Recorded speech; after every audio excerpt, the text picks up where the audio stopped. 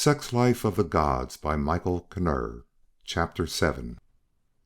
In the glow of the headlights, the car swallowed the road voraciously and they moved toward the North Country, not, he noticed, on Route 87.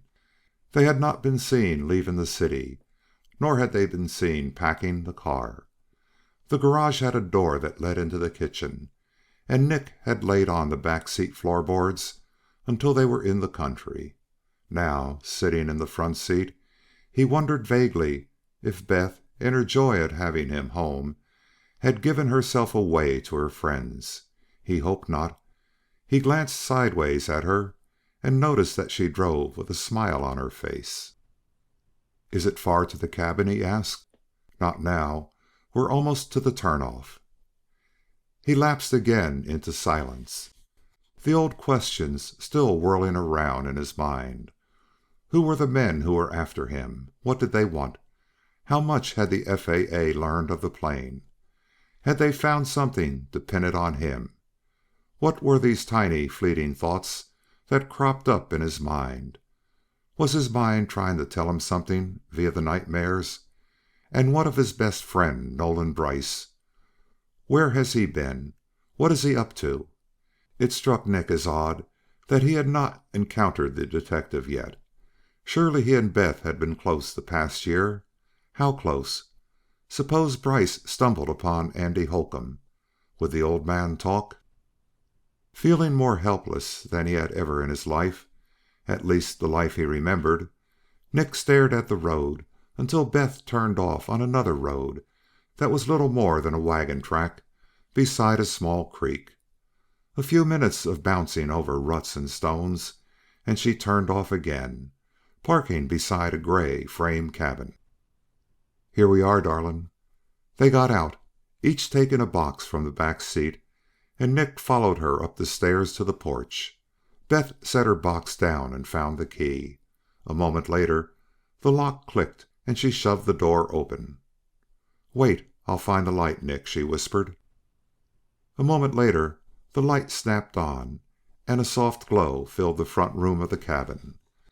They took the boxes to the kitchen and set them on the table, then went back into the front room. Nick studied the place. He liked the room a lot. There was a rugged manliness in the stone fireplace and the knotty pine walls, mingled with just a touch of Beth's femininity to make it neat. All in all, it was a well laid out place. He was attracted to the oil paintings that hung about the walls. "Like it?" Beth asked. He nodded. "But it doesn't bring back any memories." "No, honey.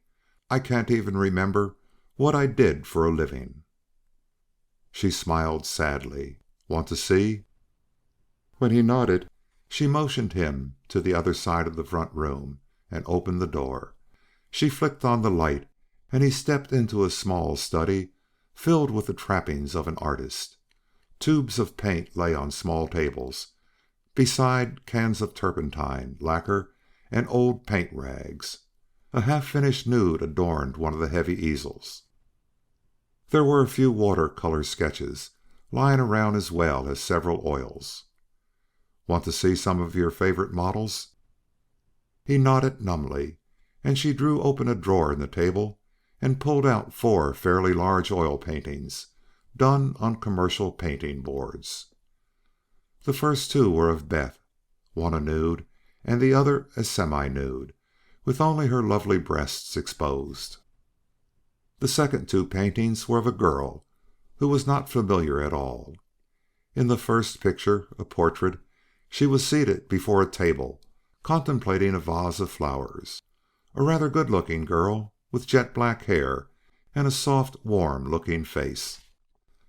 The next painting was of the same girl, but this time she had been painted as a Hawaiian dancer, and her skin was a trifle darker.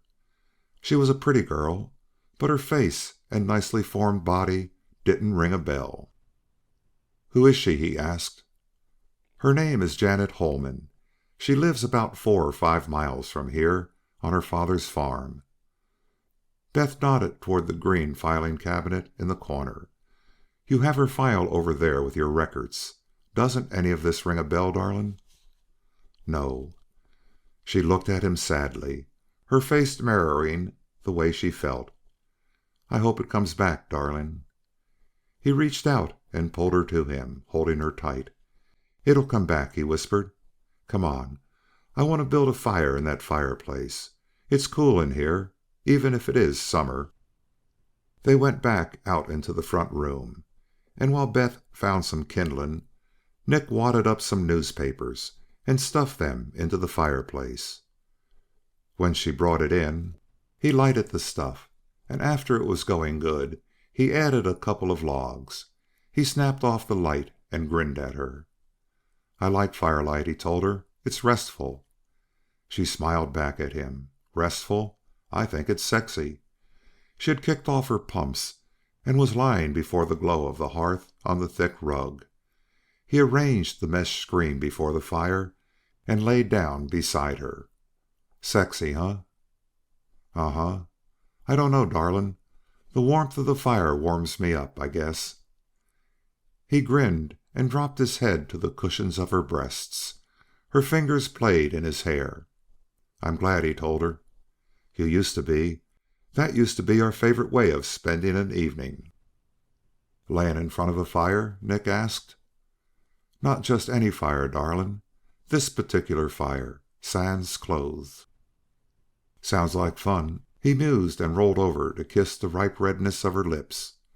Her tongue stabbed a blade of passion at him, and her arms pulled him close. Then, after a moment, she shoved him away and stood up. He propped himself on one elbow and looked at her. Her smile was impish as she unfastened the buttons of the white blouse and pulled it from the waistband of the navy blue skirt. Her fingers unhooked the snaps of the bra and dropped it to the floor beside the blouse. The firelight was golden against the swelling lift of her breasts and the flat expanse of her stomach.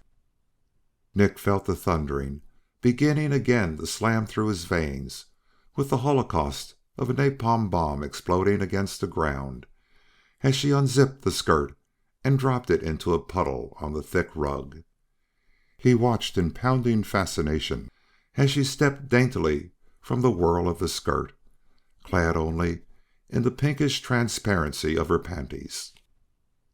Then they too were a thing of the past, and Beth was smiling down at him, passion spearing from her eyes.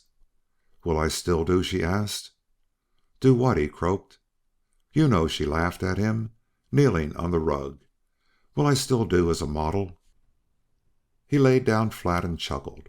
"A model, sweetheart, is a small imitation of the real thing. You don't look imitation to me." He reached up and grabbed her arm to pull her down with him onto the rug, but she jerked away. "Oh, no, you don't. You have to undress too." He grinned at her and peeled off his clothes quickly. She came into his arms then, and they made love, letting the glowing warmth of the fire caress them hotly. His hands smoothed her breasts while his mouth worked at the fire that was coming to life throughout her body. "Just like old times?" he asked softly. "Better, darling, much better." End of chapter 7. Recording by Richard Kilmer, Rio Medina, Texas.